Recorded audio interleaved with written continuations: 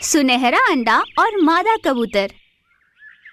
जंगल में एक पेड़ पर एक मादा कबूतर रहा करती थी। उसने अपने घोंसले में अंडे दिए थे। सारे अंडे तो सफेद रंग के ही थे, पर उनमें एक सुनहरा अंडा था। यह देख मादा कबूतर पहले तो हैरान हुई, पर फिर उसने सोचा कि सुनहरा अंडा भी तो उसी के पेट से निकला है, इसीलिए उसने बाकी अंडों के साथ उसका भी ध्यान रखना शुरू किया। एक दिन तेज हवा चली और कबूतर का घोंसला गिर गया, जिस कारण मादा कबूतर के सारे अंडे टूट गए, सिवाय उस सुनहरे अंडे के।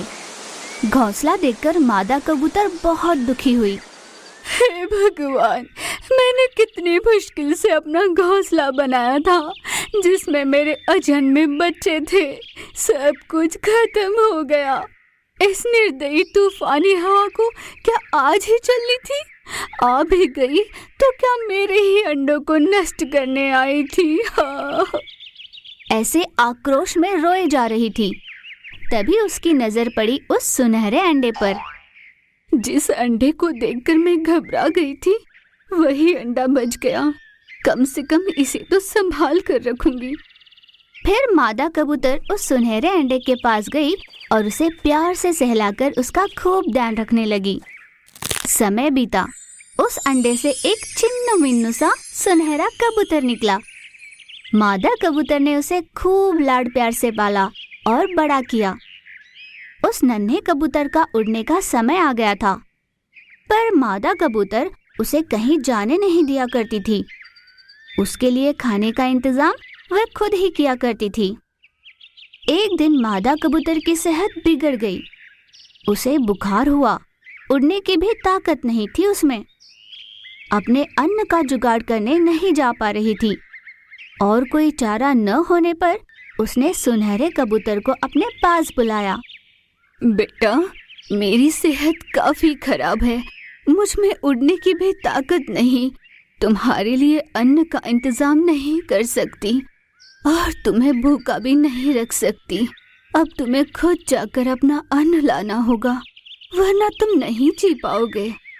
पर माँ, मैं आज तक कभी इस घोंसले से बाहर नहीं निकला।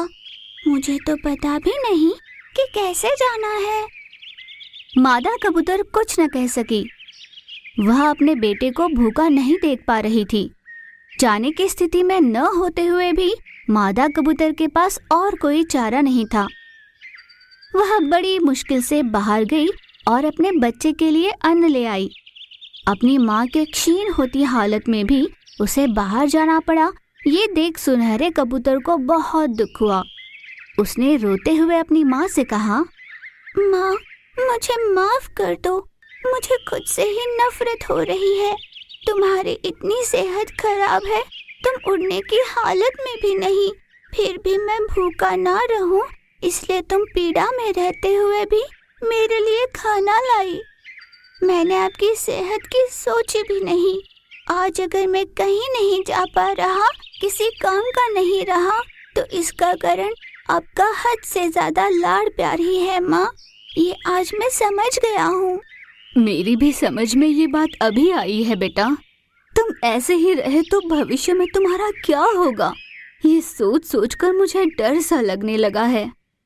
माँ, जब मेरे पंख नहीं थे तब तुम्हारा मेरे लिए अन्न लाना अनिवार्य था, पर अब तो मेरे पंख है, मैं उनका इस्तेमाल नहीं करूँगा और भैंसे घोंसले में बैठा रहूँगा, तो ये सही नहीं होगा। ये मैं अच्छे से समझ गया हूँ, इसीलिए मैंने सोच लिया है कि अब से अन्न लाने के लिए मैं ही जाया करूँगा और तुम घर पर आराम करोगी। बहुत बढ़िया बेटा, कम से कम इस कारण तुझ में हिम्मत तो आई। उस दिन से कबूतर हर रोज बाहर जाकर अपनी माँ के लिए और खुद के लिए अन्न का इंतजाम करने लगा।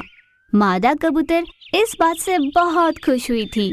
अपने बेटे को देख माँ बहुत निश्चिंत हुई। हर माँ बाप को अपने बच्चों से लाड़ प्यार करना चाहिए, पर इतना भी नहीं कि उससे बच्चे किसी काम के न रहे।